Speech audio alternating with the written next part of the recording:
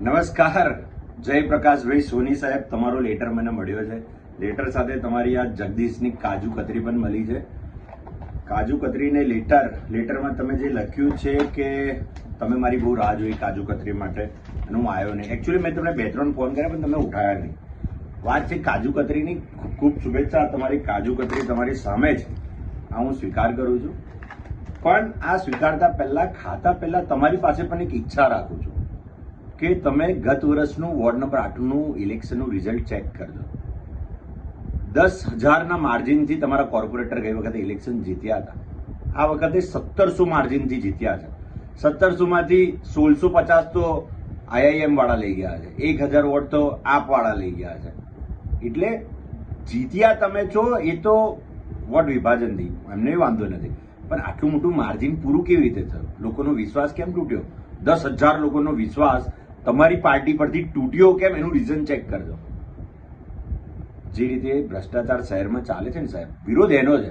આ કાજુ કતરી તો તમે ખાઓ, હું ખાઉં, જે જીતે એ ખાવી જોઈએ એને સ્વીકાર્ય છે કે ચલો હું હાર્યો છું અને હું સ્વીકારું છું. હું નાનો નથી થઈ જવાનો હાર સ્વીકારવાથી. મેં તો પહેલા સ્વીકાર લીધી, મેં તો મારી ભૂલે સ્વીકાર લીધી કે મારી ભૂલ કઈ કઈ હતી. મોટું કોઈ નથી. વાત એવી છે કે જે પાછલા 5 વર્ષમાં વડોદરા શહેરમાં વીતી છે એ ભ્રષ્ટાચારની જેટલાય આંકડા હતા એ બધા સર કર્યા છે. કોઈ ક્ષેત્ર બાકી નથી રાખ્યું જેમાં તમારી પાર્ટીએ વડોદરાને લૂંટવામાં કંઈ બાકી રાખ્યું હોય. સમસાનના લાકડામાં 8,000નો કોન્ટ્રાક્ટ આપવો એ તમારા જ રાજમાં થયું છે. તમારે એની જાંચ કરવી હોય. વિશ્વામિત્રીમાં જે 150 કરોડનો કૌભાંડ થયો એની પણ જાંચ તમારે કરવાની હોય. પૂર વખત આખું શહેર ડૂબી ગયું હતું, ચારે બાજુ હાહાકાર હતી, તમારા જ પાર્ટીના લોકો ગાયબ હતા. આજની તારીખમાં આખા શહેરમાં ભલે લોકોએ તમને ખૂબે ખૂબા વોટ આપ્યા પણ તમારું માર્જિન દરેક જગ્યાએથી ઓછું થઈ ગયું છે. એ તમારે નોંધ લેવા જોઈએ. હું એ વોર્ડ નંબર 8માં જજો, દરેક ક્ષેત્રને જઈને પૂછજો કે કેમ 10,000 લોકોનો વિશ્વાસ તમારી પાર્ટી પરથી ઉતર્યો હતો. બચી ગયા છો તમે. જો IIM વાળાના બે જણ ના લડતા તો તમારી પાર્ટીના વિકેટ તો પડવાની જ હતી, એનો વાંધો નહોતો. તમારા ઉમેદવારો જે હતા ને એમ કામ નહોતા કર્યા સોસાયટીઓમાં જઈને. એટલે અને બીજું, સ્વીજલ વ્યાસને હરાવવા માટે જો મેં કાર્યાલય નથી ખોલી, મેં કોઈ રેલી નથી કરી, મેં કોંગ્રેસ પાર્ટીનો એક ઝંડો નથી લગાવ્યો, મેં શાંતિથી ઇલેક્શન લડ્યો છું, ઘરે ઘરે જઈને ડોર ટુ ડોર મળીને. એમાં આટલો મોટો વિશ્વાસ જીત્યો છે એ તો મારી જીત છે. આટલા બધા વોટ મને મળ્યા એ મારી પર્ટિક્યુલર જીત છે ને એ જીતની ખુશીમાં તમે આપેલી કાજુ કતરી હું સ્વીકારું છું. પણ સાહેબ કંઈક ને કંઈક હાર તમારી છે. તમારા ધારાસભ્ય સવારથી સાંજ બેસી રહેવું પડ્યું. તમારા ધારાસભ્યએ બધાને ઝૂંપડપટ્ટીઓમાં જઈને ધાકધમકી આપવી પડી કે તોડી નાખીશું ઝૂંપડા જો વોટ નહીં આલ્યા. તમારા ધારાસભ્ય રાતોરાત એ સોસાયટીમાં જે 5 વર્ષ ગયા નથી ત્યાં રોડ બનાવ્યા, ત્યાં ગટર બનાવી, તે લાઈનો નાખી, ભૂંગળા નાખ્યા. આ તમારા ધારાસભ્ય 24 કલાક બેસીને કરવું પડ્યું. પોલીસનો ઇસ્તેમાલ કર્યો, દારૂ જુગારના અડ્ડાવાળાને બોલાવીને ધમકાયા છે. ઘણું બધું એવું છે જેમાં સરકારનો તમે ભરપૂર ઉપયોગ કર્યો છે.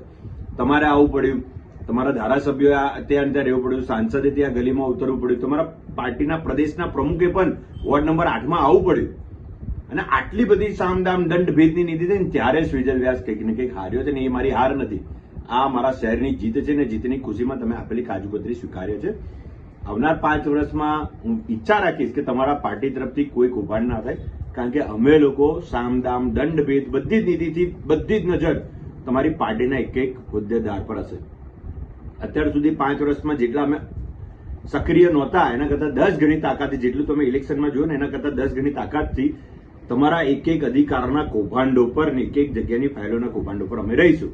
અને આ લોકતંત્ર છે સાહેબ. પલ્લું બે બાજુ સરખું. જો અમે મજબૂત રહીશું તો તમે ભ્રષ્ટાચાર કરતા રોકશો અને શહેરનું બેલેન્સ જળવાશે.